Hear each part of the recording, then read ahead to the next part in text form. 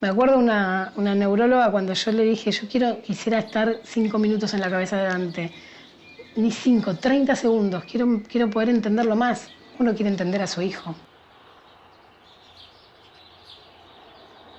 Y me acuerdo que ella me dijo, bueno, mira, prende una radio, sintonizala mal. No la sintonices, prende la tele, ponela bien fuerte, prende otra música en otro lado, prende todo lo que puedas en tu casa. Y eso un poco es lo que le pasó a mí.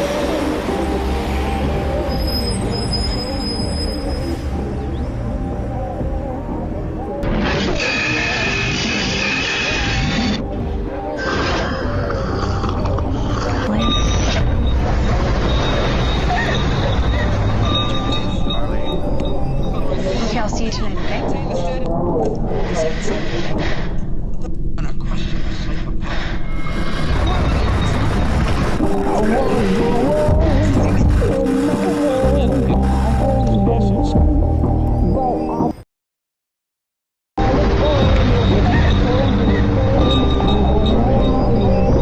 Okay, I'll see you tonight, okay?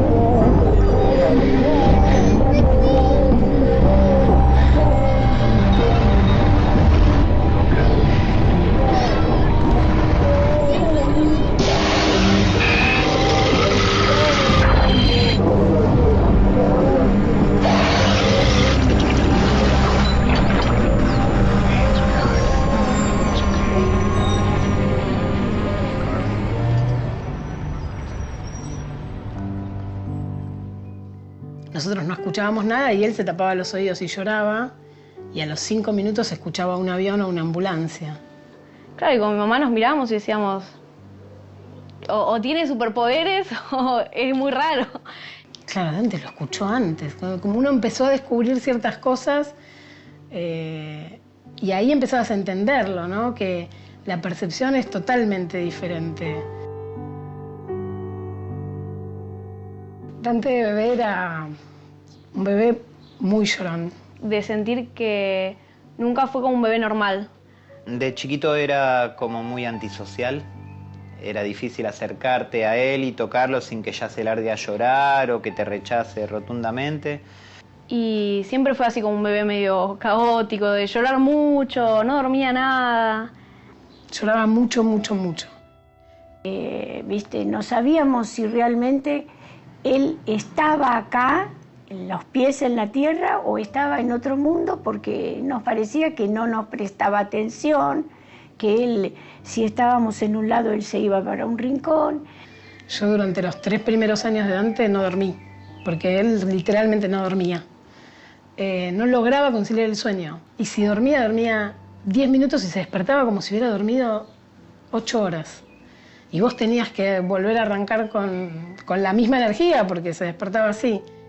Y él iba creciendo y nos señalaba, y él iba creciendo y con las únicas personas que podía estar eran conmigo, principalmente conmigo, con Lisa y con Alejandro. Era muy dependiente de los demás. En el único momento en el que yo sentía que él se calmaba era cuando lo amamantaba. Pero no lograba esa mirada que vos lográs con tu bebé. Dante no me miraba. Yo me acuerdo que me agachaba e intentaba como ponerme en la misma perspectiva de él para que él logre mirarme. Y yo veía como esa mirada que te atraviesa, esa mirada que no ve. Él estaba conmigo, pero si yo me iba, los bebés están como atentos a las mamás. Era lo mismo que no. Sus abuelos, no había un registro de las otras personas. Y bueno, nosotros entrábamos a la casa o tocábamos el timbre y era lo mismo que nada. No saludaba, no señalaba. Había empezado a no hacer todas esas cosas. Sin embargo, me seguían diciendo que había que esperarlo. Pensé que no escuchaba, pensé que no veía. Un montón de cosas pensás, porque no lográs conectarte. Había pequeños momentos en los que yo decía, no, pero escucha. Pero ve. Probar a hacer cosas con mi mamá, como, no sé, él estaba en la habitación y me decía, bueno, poné la tele fuerte y fíjate, no sé, hoy ya ponía la tele fuerte y me decía, bueno, fíjate a ver si reacciona, no sé, con Barney. Fíjate a ver qué pasa, a ver si viene o no viene, y a veces antes venía, a veces no, y como siempre tenés esta sensación de como de hacer cosas raras. Ahí empiezo a consultar con el pediatra. Mira, algo pasa. Era muy chico Dante. El pediatra me decía, vos lo comparás a Dante con Lisa. Me comparaba con Lisa y decía, no, es porque Lisa es así, entonces Dante, vos, es un tema, Dante es el normal, Lisa es la rara, le decían. Pero Lisa habló más tempranamente, dejó los pañales muy temprano. Entonces me decía, lo que vos no tenés que hacer es compararlos. Él es un varón, los varones van un poco más lento que las nenas. A Dante no le pasa nada, quédate tranquila.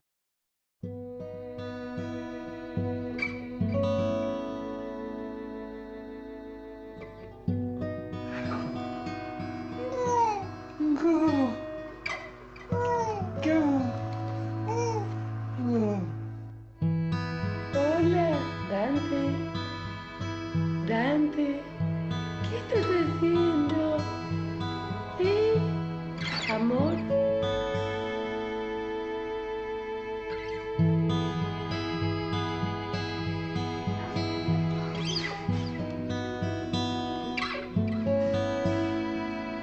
¿Qué pasa, Dante? ¿Qué haces con Lisa?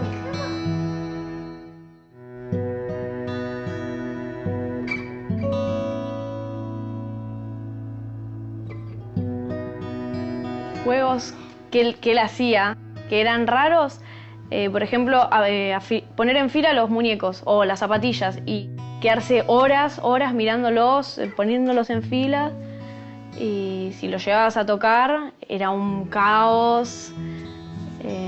Ese era como su juego favorito cuando era chico. Cualquier cosa, autitos, juguetes, zapatillas, zapatos. Vos llegabas, o libros, y tenías toda una fila enorme. Eso era lo que más hacía de chico. Que bueno, era un poco raro.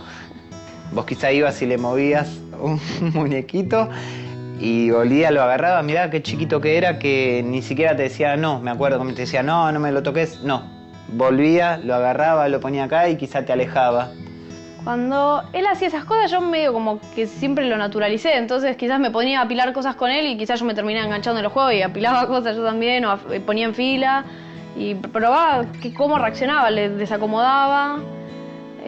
A veces se irritaba, a veces quizás se reía un poco, porque había entendido como que ese era nuestro juego, como que ese era el juego, la manera que teníamos de relacionarnos. Entonces, que le fascinaba poner todo y observarlo de distintos puntos de vista, se armaba toda una fila, entonces venía de este lado, iba del otro lado y lo miraba y vos decías, ¿a qué estás jugando? A mirarlo.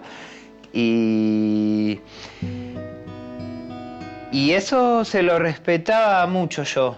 Cuando yo lograba así, cuando él tenía esa edad, cuando lograba yo jugar con él, eran juegos más espontáneos y más físicos, más de una mancha, o de, por ejemplo, con esos mismos o con otros juguetes, jugar a hacer como una lucha entre los dos y que uno le pega al otro y el otro voló, y bueno, imagínate, un varón chiquito y todo, ya revolear algo y salir corriendo a buscarlo, ya lo motiva. De esa manera sí, lográbamos jugar mucho, más físico y más espontáneo, más improvisado.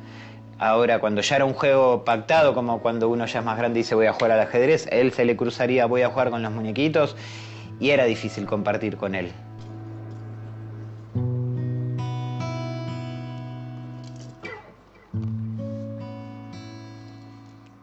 Llegar al diagnóstico fue difícil. Bueno, el pediatra me decía no, hay que esperar. Algunos esperan un poco más porque no quieren etiquetar a un chico de tan chico. Yo me acuerdo que leí mucho de estimulación temprana, entonces, por ejemplo, cuando yo lo amamantaba, me acuerdo de pintarme los labios para ver si él focalizaba en eso, ponerme una nariz de payaso. Bueno, buscar todo eso porque nadie me decía, bueno, hagamos esto, hagamos algo. Hay muchos papás que se les alarga el diagnóstico por esta falta de información y van esperando y siguen esperando. Llego a un neurólogo de la obra social. Fue bastante violento la situación de justo la persona que nos dijo que Dante tenía autismo. Sí, nos lo dieron de la mano justo de un profesional. Para mí quizá medio era un hombre mayor, con poco tacto. Fue muy cortita la entrevista. Claramente antes se le notaría. entramos, Dante en ese momento ya caminaba en puntitas de pie, hacía todo el ruido, todo el tiempo como sonidos, tipo una cosa así, movía mucho, aleteaba mucho sus manos. Entramos, nos sentamos, a Dante lo vio 2 segundos, 1 minuto lo habrá visto, para mí fue muy corto, no sé, quizá duró mucho más de lo que tengo yo el recuerdo, ¿no? Nos miró, estábamos con el papá de Dante, Alejandro, y nos dijo, bueno, sí, Dante tiene autismo. Y a los 2 minutos que nos había dicho que es autismo, nos estaba diciendo que, bueno, que nos desea lo mejor, que seguramente no iba a poder escolarizarse, que seguramente no iba a poder leer, no iba a tener una vida normal. Y no fue así. Y no fue así, pero fue choqueante, fue duro, fue duro. A partir del diagnóstico de Dante, lo que cambia mucho es que mi mamá se ensimisma mucho. Yo que ya había leído mucho desde que Dante era antes del año sobre autismo y que en algún punto fue un reproche, porque yo decía, si vos querías que alguien te diga que tenía, ahora que te lo están diciendo, ¿qué te pasa? Bueno, esta contradicción, ¿no? Que vos querés saber qué es, pero siempre tenés esa esperanza de que no va a hacer nada. Y ahí, bueno, fue un poco complicado porque mi mamá pasaba muchas horas hablando por teléfono con gente, o sea, imagínate que se volvió loca, porque además hoy en día yo creo que hay bastante más información. Pero hace 10 años atrás no encontrabas nada y el pediatra no le prestaba atención, le decía que era algo malogrativo. Cuando nos lo dijo, él nos planteó una visión muy negativa del autismo. Nos dijo, anda pensando en buscar una institución. La mayoría de los chicos no se alfabetizan, no controlan esfínteres, tienen que hacerse la idea que la vida va a ser bastante más complicada. Tienen otra hija, focalícense en esa otra hija y busquen el mejor lugar para Dante, para poder ustedes tener una vida. Yo decía, ¿cómo voy a tener una vida sin mi otro hijo? ¿Cómo me va a decir una barbaridad semejante? Si no, yo no voy a hacer esto con mi hijo. Y bueno, y fue algo duro tener que conocer algo nuevo, tener que ser feliz igual.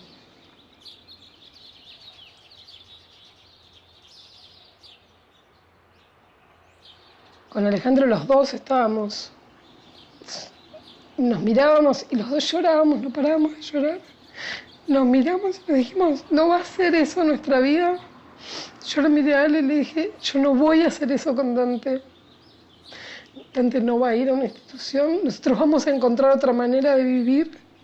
Esa no va a ser nuestra vida, a este médico no venimos más. Yo creo que ahí fue el momento en el que tomamos la decisión de que el autismo no iba a ser esa mirada negativa. Tenía que haber otra cosa, tenía que haber otra posibilidad, por lo menos la posibilidad de que sea diferente. Es una sensación. Y las sensaciones vos las podés planear o las podés diagramar, las querés contener o encaminar, pero es difícil a veces, una sensación te supera. Por supuesto es una situación difícil y en la que quizás sí yo me sentí un poco más sola y un poco más como, no dejada de lado, pero era como distinto, qué sé yo. Fue un poco complicado, pero fue como tuvo que ser.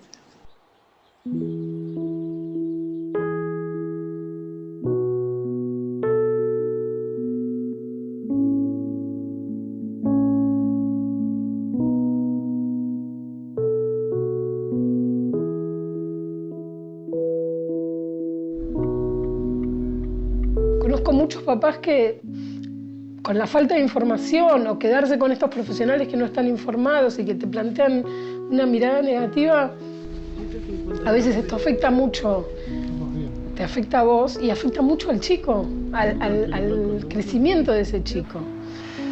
Entonces ahí es cuando, bueno, cuando sí o sí necesitas terapeutas, necesitas familia, amigos. Que hay otra realidad para el autismo, que hay posibilidades, que los chicos tienen la posibilidad de crecer, de desarrollarse, de ser felices con los apoyos necesarios. Ellos tienen la posibilidad y la familia tiene la posibilidad de también de ser una familia feliz, de elegir eso. Me parece que es una elección. Que también la felicidad es una elección. Vos elegís, bueno, esto nos pasó, bueno, sí, el autismo está en nuestra familia, pero nosotros vamos a elegir ser felices. Y él básicamente ayudó un montón. Porque él siempre respondió a los estímulos, siempre aceptó desde chiquito las terapias que ni siquiera se estaba dando cuenta que era una terapia, era alguien que venía, jugaba con él, lo ayudaba. Y siempre le puso el lomo, digamos. Y siempre fue positivo. Siempre.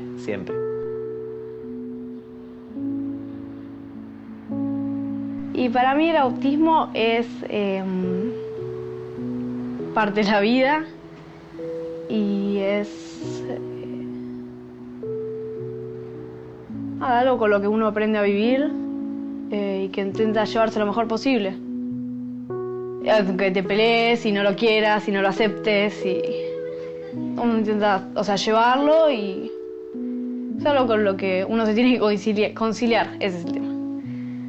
Hasta que no le dieron el diagnóstico a Dante, era una palabra, nada más.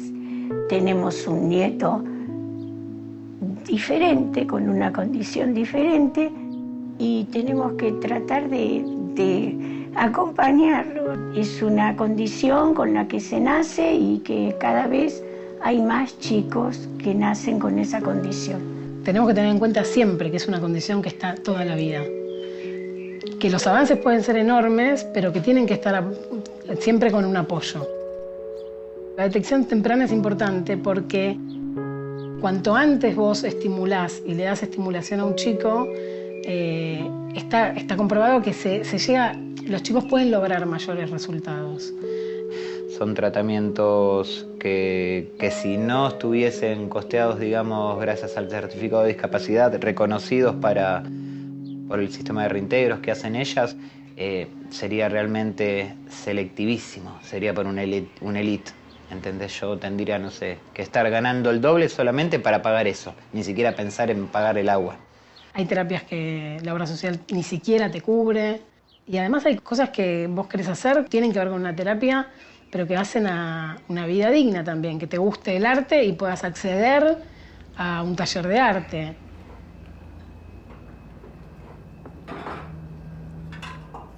Y hoy, después de 15 años, yo tengo como una visión, ¿no? Vas viendo pedacitos de tu vida y en un primer momento es muy caótica. Tenés que tener todo muy organizado, son idas y venidas, tenés mucha burocracia, una lucha importante, los que tenemos obra social, con la obra social, y hay mucha gente que no tiene.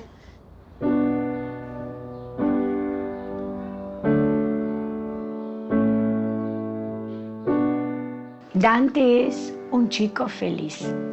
Muy feliz. Nos damos cuenta de que es feliz, canta, está siempre cantando, se levanta siempre alegre. Nunca lo vas a ver triste. Sí, y trata de que todos estemos contentos.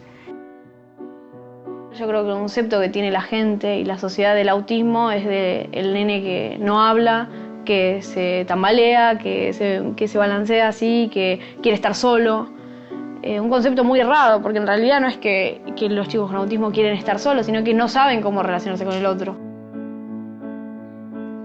Y fue transformándose, fue ganando confianza en él mismo y sintiendo confianza en el entorno, seguramente. Por eso es importante, te digo, las terapias fueron muy importantes y el tener esperanza es re importante.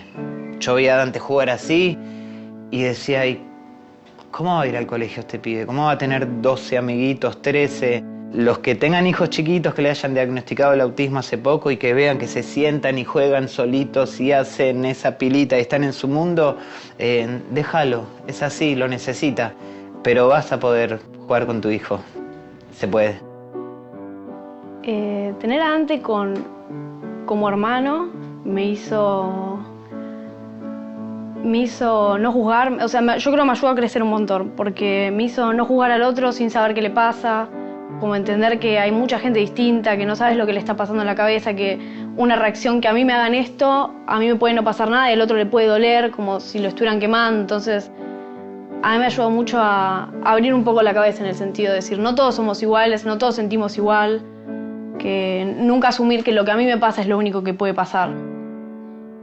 Es que te das cuenta que pocas cosas son importantes. Qué sé yo, un ejemplo tonto, y hay gente que quizá casi se muere del ataque al corazón. River se fue a la B hace unos años. Yo soy de River, siempre fui de River. Sin proponértelo, darte cuenta que es una prioridad, que es realmente algo importante en tu vida, en tu corazón, y que no. El autismo es una montaña rusa. Un día estás en la cresta de la ola y decís, wow, buenísimo, y pasan 2 meses y decís, uy, ¿qué nos pasó? No es algo que va avanzando parejito. Y llegó la adolescencia, y es adolescencia con autismo. Es otro desafío, y creo que todos tenemos nuevos desafíos con nuestros hijos. Pero el autismo le da le suma un desafío mayor, ¿no? Y también es importante porque a veces cuando vos hablás con la gente, cuando habla del autismo, habla de los niños con autismo. Parece que solo hay niños con autismo, ¿no? Y los chicos llegan a los 15 años y parece que se los borra el planeta, y no te cuento a los 18, ¿no? Parece que no hay más gente con autismo. Es importante que se vea el autismo, que hay adolescentes con autismo, que hay adultos con autismo. Y en la sociedad, digamos, una persona como Dante, que un poco quizá no encaja, así que si estás en la panadería y se te acerca Dante y se te pone acá adelante y te dice, ¿vos cómo te llamás? ¿Viste? Estás esperando para comprar un cuartito de figacita y viene Dante y se te para adelante y te dice eso. Yo diría, más que nada, primero asusta. En general, si vos me decís, yo creo que la gente se asusta, la gente de por sí se asusta. Como que tenés que dejar que un poquito choquen. Tu hijo con la sociedad con tu hijo. Y después, bueno, decirle a tu hijo, mirá, tenés que alejarte un poquitito más para hablar con la persona que no conoces y de última acercarte y preguntarle si puedes hablar. Y también le tenés que decir a la sociedad, tenés que tener más paciencia. Brincar es una fundación la cual asiste a un montón de chicos y familias, es muy contenedora. Y cuando vos vas a contar algo, no tenés que dar mayores explicaciones. A veces decís, voy a poder con todo esto, y hay otra persona que ya lo pasó y que te dice, sí vas a poder y vas a volver a seguir como siempre. Brindo un montón de talleres gratuitos, capacitaciones a padres que recién empiezan. Pues también hay una actividad que hace Dante los domingos que es de deportes, pileta y deporte. Fundamental, es muy difícil encontrar un espacio de deporte para chicos con autismo. Y está el taller de estampados, en donde los chicos además aprenden un oficio.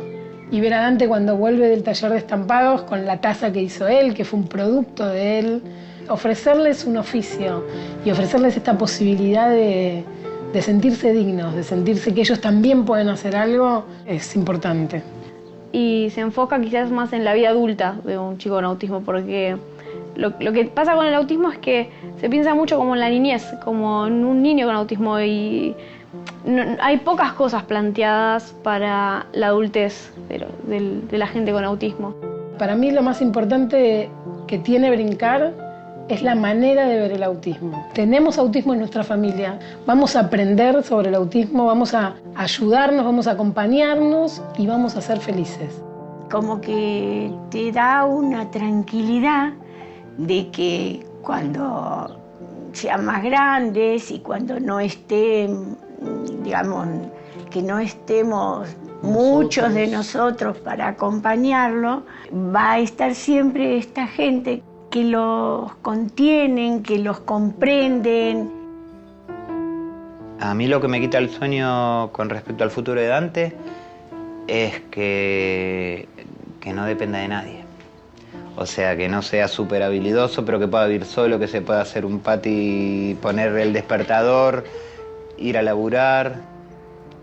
Es poder ver lo que se arregla con su vida. Tengo miedo porque es obvio, es mi hijo. Uno quiere que no sea miedo, ¿no? Uno quiere... Pero la realidad es que cuando te vas a dormir, no hay día que yo no apoye la cabeza en la almohada y no piense qué va a pasar.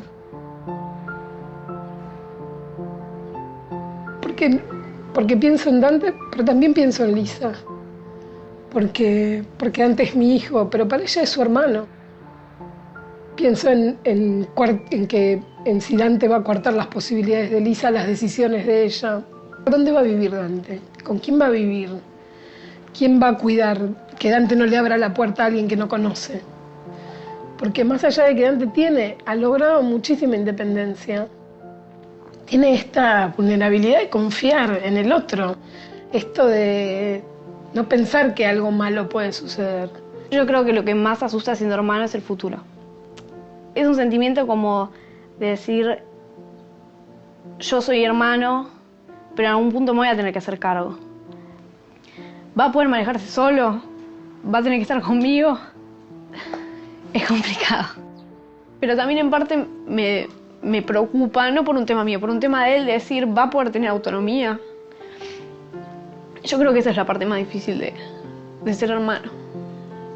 Como de tener ese rol de hermano, también un poco rol de padre. Eso es lo más complicado para mí.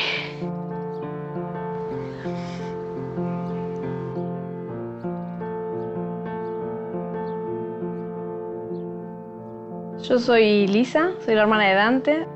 Soy Alejandro, el papá de Dante. Soy Valeria, tengo 2 hijos. Dante es mi segundo hijo, él tiene autismo.